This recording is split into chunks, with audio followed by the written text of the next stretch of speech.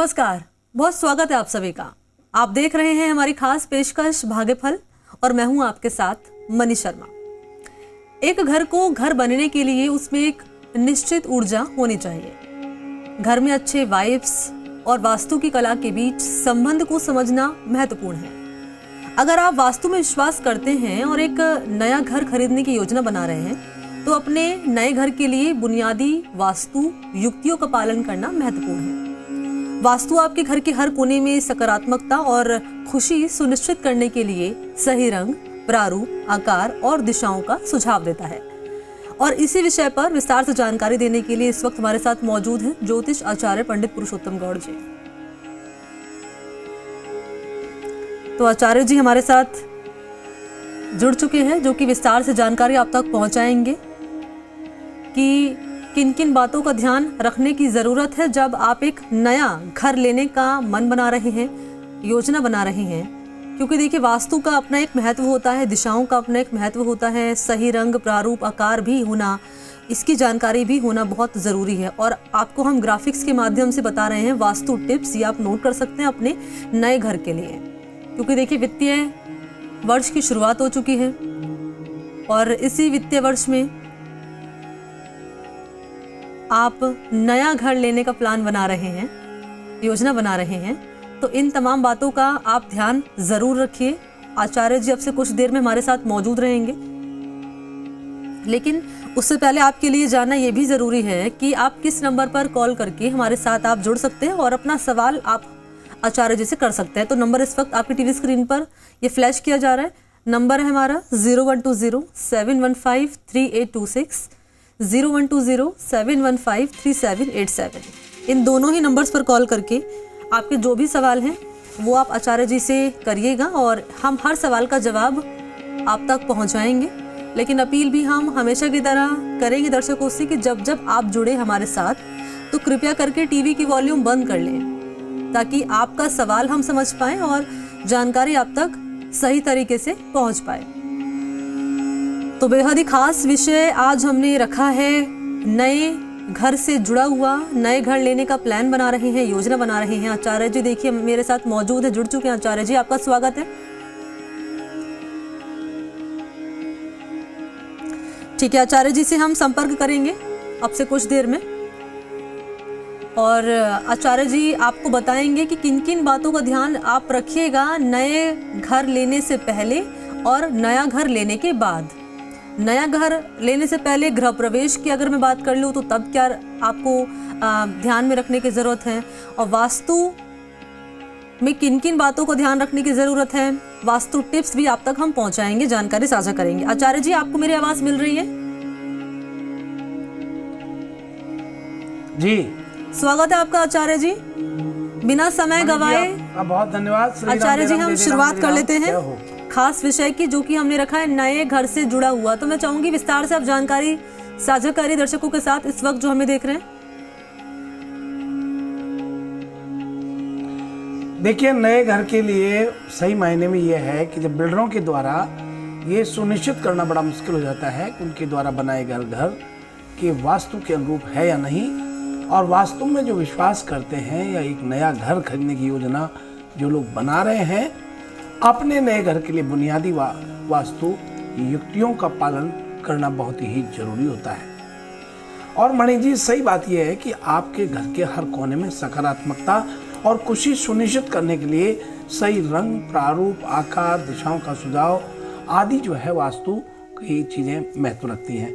एक घर को घर बनाने के लिए उसमें एक निश्चित ऊर्जा होनी चाहिए। वास्तु कहता है कि जिस घर में रहते हैं वह ऊर्जा के प्रभाव में होना चाहिए। घर में अच्छे वाइब्स होने चाहिए। वास्तु की कला के बीच संबंध को बहुत समझते हुए और रखते हैं तो बड़ा महत्वपूर्ण योगदान करता है। घर की वास्तु और आंतरिक एक गर्म विषय बन जाता है। इन युक्तियों का पालन करके आप ये सुनिश्चित कर लेते हैं कि आपका घर शांतिपूर्ण और एक खुशहाल जगह घर बन गया है। नए घर के लिए वास्तु की टिप्स की बात करें तो नए घर की वास्तु के टिप्स के अनुसार घर का मुख्य द्वार न केवल परिवार का प्रवेश बिंदु होता है, बल्कि ऊर्जा और जीवंतता के लिए बहुत जरूरी होता है। आपके घर का मुख्य प्रवेश द्वार उत्तर पूर्व या पूर्व उत्तर की दिशा में होना चाहिए। इससे इस तरह से बनाया जाना चाहिए कि जब आप बाहर निकलें तो आपका मुख उत्तर में रहे। पूरब या उत्तर दिशा की ओर घर होना चाहिए। घर खरीदना या बनाने से पहले सुनिश्चित करें कि योजना इन विशेष दिशाओं पर केंद्रित होनी चाहिए। घर का प्रवेश द्वार सही दिशा में बहुत जरूरी होता है। घर के प्रवेश द्वार को डिजाइन करते समय ध्यान देने वाली बातें हैं। प्रवेश के निर्माण के लिए बेहतर गुणवत्ता वाली आप फर्नीचर का उपयोग करें। बाहरी और फव्वारा या पानी का केंद्र से सजावट करें। जूते या फिर रैक या कूड़ेदान घर के बाहर या दरवाजे पर बिल्कुल नहीं रखना चाहिए। मुख्य द्वार के पास बाथरूम बनाने से बचना चाहिए। मुख्य द्वार का रंग काला नहीं होना चाहिए और नेम प्लेट बहुत अच्छे से बांगनवार के साथ में होनी चाहिए। नए घर के वास्तु की टिप्स लिविंग रूम की भी कहती हैं। मणि जी ये प्रवेश द्वार की बात कर रहे हैं।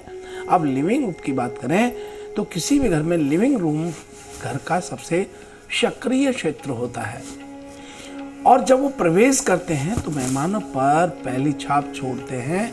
तो लिविंग रूम की अव्यवस्था से मुक्त होना चाहिए।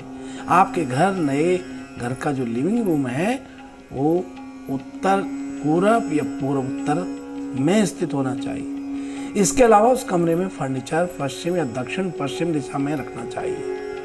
ऐसा करने से सुनिश्चित हो जाता है कि आपके घर का वास्तु करीब करीब ठीक है। और इलेक्ट्रॉनिक्स अन्य उपकरण लिविंग रूम की दक्षिण या पूर्व दिशा में स्थापित करना चाहिए। अगर लिविंग रूम में शीशा है तो उसे उत्तर दिशा की दीवार पर लगाना चाहिए। नए घर की वास्तु की टिप्स बेडरूम की होती हैं, वो भी हम बताना चाहेंगे। अच्छे स्वास्थ्य और एक समृद्ध स्थिति को बनाए रखने के लिए शयन कक्ष दक्षिण पश्चिम दिशा में ही होना चाहिए। उत्तर पूर्व दिशा स्वास्थ्य और समस्याओं का कारण बनती है, जबकि दक्षिण पूर्व दिशा में शयन कक्ष जोड़ों के बीच झगड़े और आपस में विवाद रहता है। इसके अलावा बिस्तर को कमरे के दक्षिण पश्चिम कोने में रखा जाना चाहिए, जिसका सिर पश्चिम में हो, ऐसा हमारा वास्तु कहता है। और शयन कक्ष में कभी मंदिर नहीं होना चाहिए। ये छोटी छोटी चीजें हैं, फव्वारे पेंटिंग आदि आपकी शयन कक्ष में नहीं होनी चाहिए। और मूड लाइटिंग का उपयोग यदि किया जाना आप उचित समझते हैं तो ये ध्यान रखें कि उसमें सुगंधित तेलों का उपयोग करें ताकि वो आपके घर को महकाता रहे। ये बहुत छोटी छोटी बातें हैं, लेकिन ये बड़ी महत्वपूर्ण बातें हैं। इनका प्रभाव, इनका अपना महत्व बहुत होता है। ये छोटी छोटी चीजें जीवन में आपके अमृत भर सकती हैं और हमारा यही प्रयास रहता है कि आपको प्रत्येक चीजें हम अच्छे से बड़े विस्तार से आपको बता पाए, जिससे आपका वास्तु ठीक हो या आपका भविष्य अच्छा हो। बिल्कुल सही कहा आपने आचार्य जी, और महत्वपूर्ण जानकारी आपने साझा की है। क्योंकि देखिए आचार्य जी, बड़े बुजुर्ग कहते हैं कि अगर घर की महिला, घर की औरत, घर की बेटी, घर की आपकी पत्नी अगर खुश है तो मुझे लगता है आचार्य जी ये भी एक बड़ी बात होती है। घर में अपने आप ही सुख समृद्धि विकसित हो जाती है। देखिए आपने बिल्कुल ठीक कहा कि घर की जब महिला या घर के परिवार में खास तौर पे जब महिला का सम्मान होता है तो वो घर स्वर्ग हो जाता है।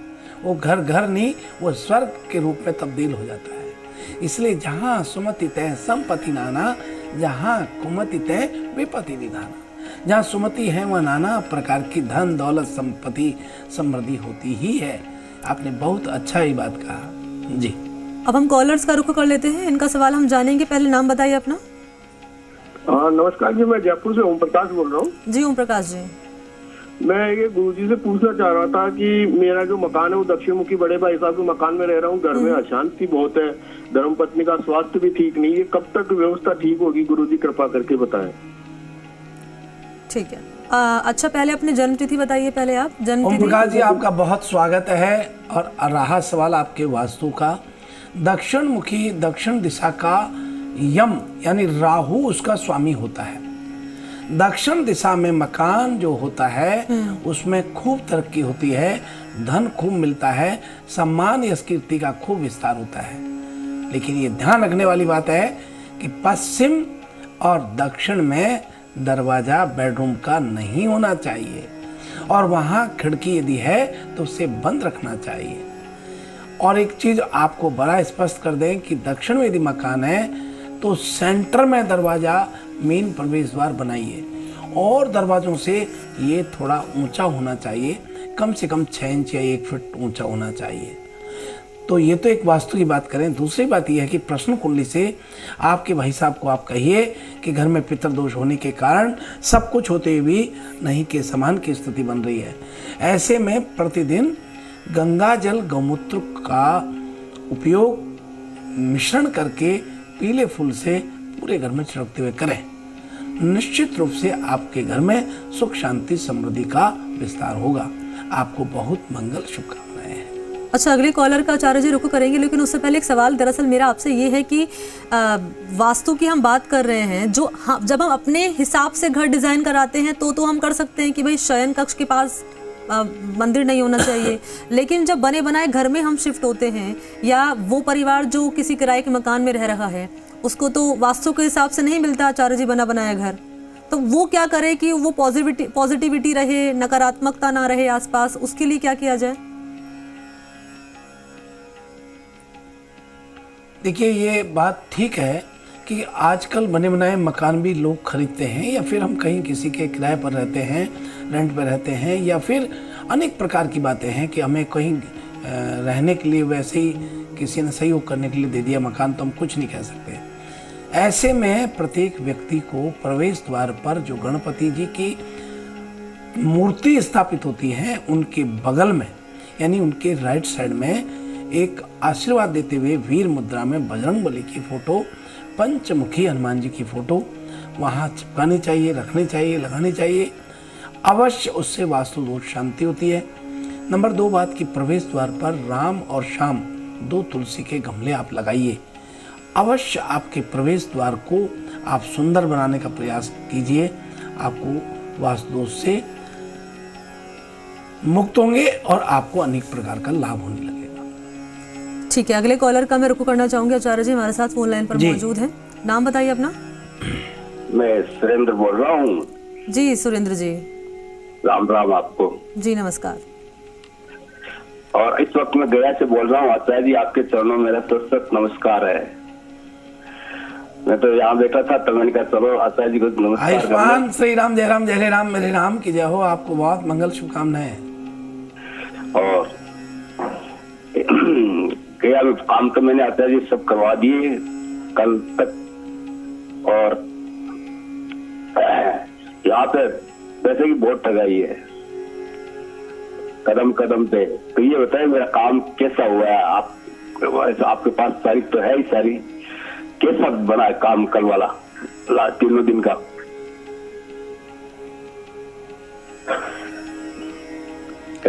देखिए, आपने जो पितरों के प्रति जो कार्य किए हैं और पितरों की मुक्ति और शुद्धि के लिए गया जी में जो भी पूजा पाठ अनुष्ठान व तर्पण आदि कर रहे हैं, तो ये मैं आपको बड़ा स्पष्ट कर दूं कि प्रश्न कुंडली के हिसाब से जो मैं देख पा रहा हूँ, आपके घर की सकारात्मकता की स्थिति अब बढ़ेगी।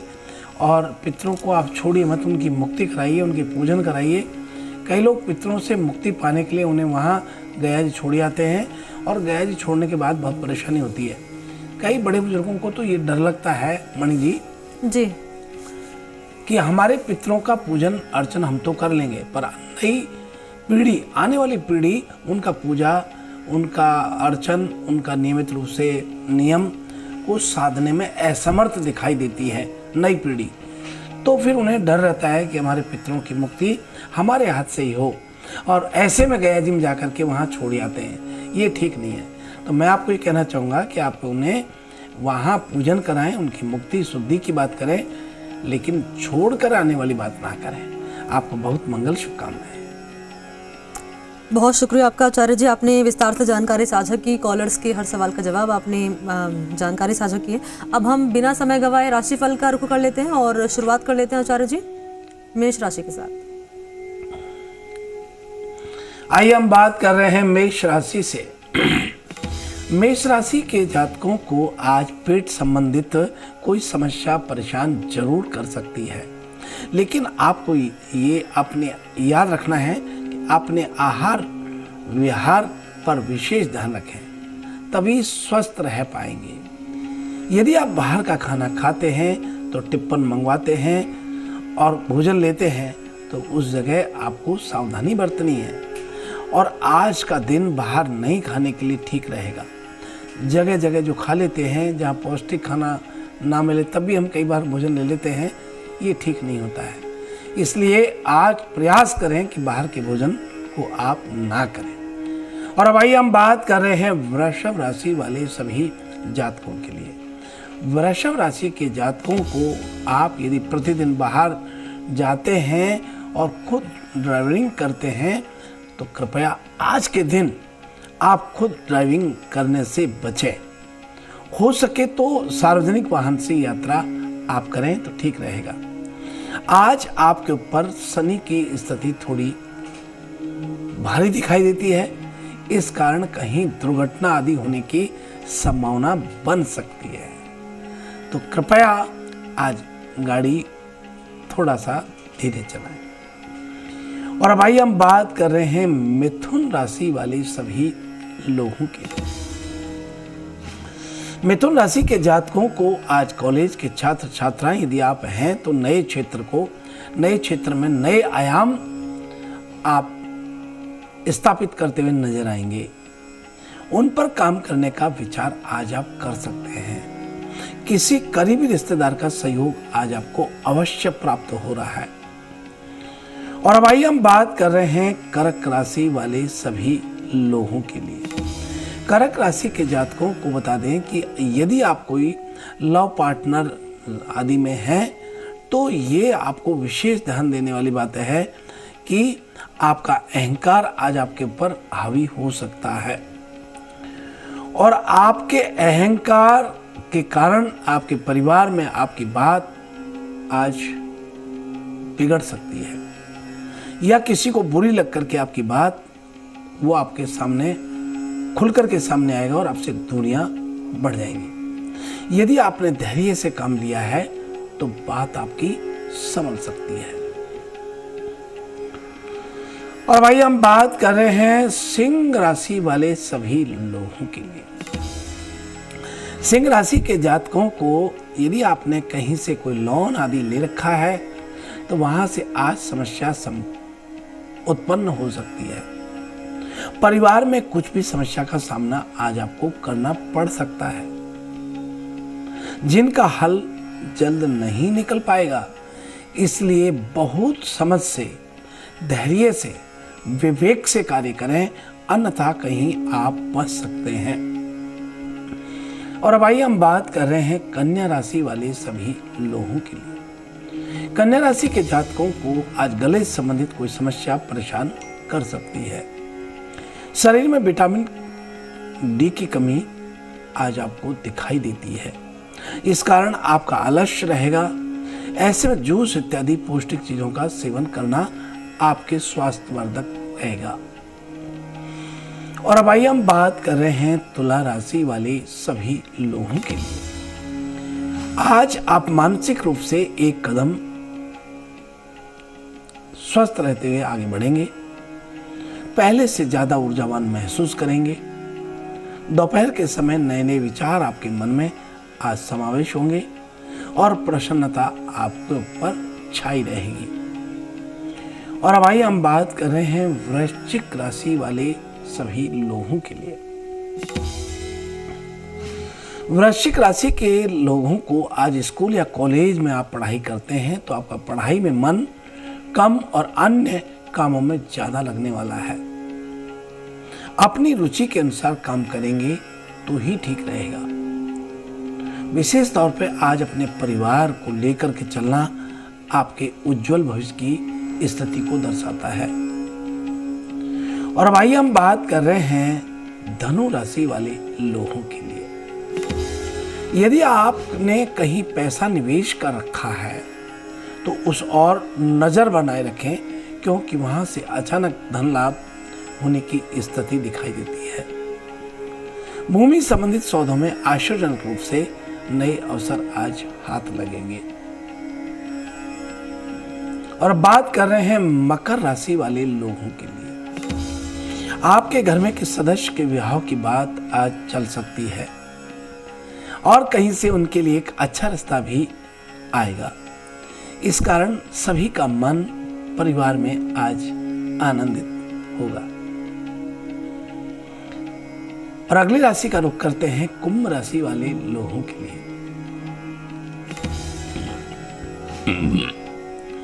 यदि कुंभ राशि के जातकों में से किसी का विवाह हो चुका है तो रिश्तों में थोड़ी कड़वाहट आज रह सकती है, लेकिन यदि आपने संयम और धैर्य से काम लिया है तो वह जल्द सुलझ जाएगा। आज के दिन जीवन साथी पर विशेष ध्यान व प्रेम व स्नेह दिखाने की जरूरत है। और अब बात कर रहे हैं मीन राशि वाले सभी लोगों के लिए। कई रिश्ते की बात यदि आपकी चल रही है तो संभल कर रहें, क्योंकि किसी मित्र के द्वारा उसमें दरार डालने का प्रयास किया जाएगा। इस कारण बात आपकी आज थोड़ी पारिवारिक प्रेम स्नेह में बिगड़ सकती है। इस प्रकार से आज का हमारा मेष से मीन राशि तक का ये था भविष्य फल। बिल्कुल, ये आज का राशिफल रहा। और जातकों का दिन कैसे रहने वाला है राशिफल के अनुसार ये आपने बताया आचार्य जी। इस बीच हमारे साथ कॉलर मौजूद है, इनका सवाल हम ले लेते हैं। नाम बताइए अपना। हेलो जी, हेलो, आवाज आ रही है आपकी, नाम बताइए। हाँ नमस्कार। हमारे बेटे के बारे में पूछा था। ठीक है, बेटे के बारे में पूछा था, अमित कुमार।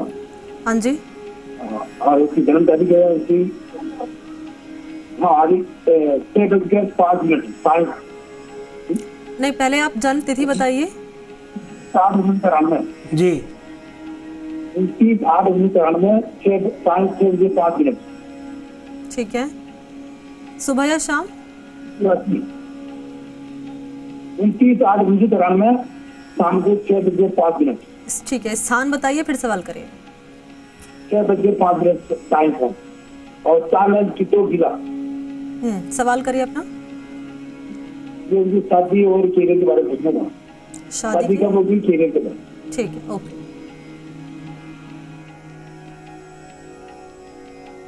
देखिए आपका जो शादी की बात कर रहे हैं, ये समय 13 नवंबर 2023 के बाद संभावित तौर पर संभव होगा, क्योंकि राहु की महादशा है और राहु की महादशा में शनि का जो अंतर है ये कार्य को बनते बिगाड़ देता है। ऐसी स्थिति में यदि आप प्रतिदिन दुर्वा लेकर के गणपति को अर्पित करने के लिए कहते हैं तो बेहतर होगा। वहीं आपको बता दें कि इनके रिश्ते की बात चल कर के और थोड़े दिन बाद रिस्पॉन्स नहीं मिलता है। इसके लिए आप अपने मकान में प्रवेश द्वार पर जो गणपति बैठे हुए हैं उनकी प्रतिदिन पूजा करने के साथ दुर्वा चढ़ाएं और बुधवार के दिन लड्डू का भोग लगाना शुरू करें। अवश्य आपको 2023 में 13 नवंबर के बाद शादी तय होना दिखाई देता है। आपको बहुत मंगल, शुभकामनाएं हैं। ठीक है, अगले कॉलर इस बीच हमारे साथ जुड़ चुके हैं, इनका सवाल हम ले लेते हैं। पहले नाम बताइए अपना। हेलो जी, मेरा नाम खुशबू है। हाँ जी खुशबू जी, अपनी जन्म तिथि समय स्थान बताइए और सवाल करिएगा। मेरी डेट ऑफ बर्थ 11 नवंबर 2002 है। Place of birth Mukundgarh, Jhunjhunu district, Rajasthan.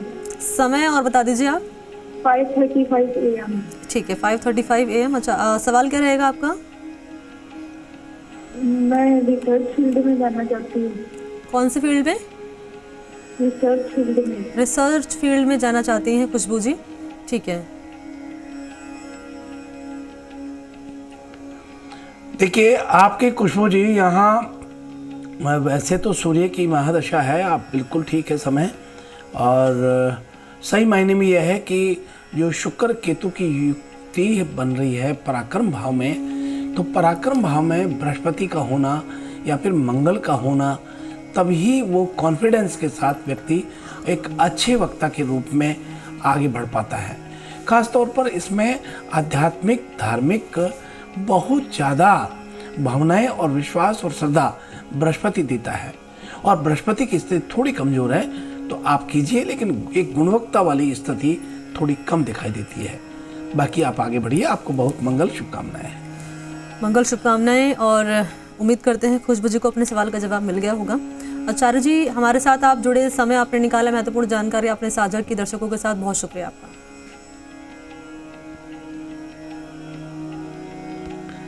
जी धन्यवाद, सुप्रभात, शुभ आशीर्वाद, श्री राम जय राम जय जय राम, मेरे राम की जय हो। और इसी के साथ भाग्यफल फिलहाल इतना ही, मुझे दीजिए इजाजत, नमस्कार।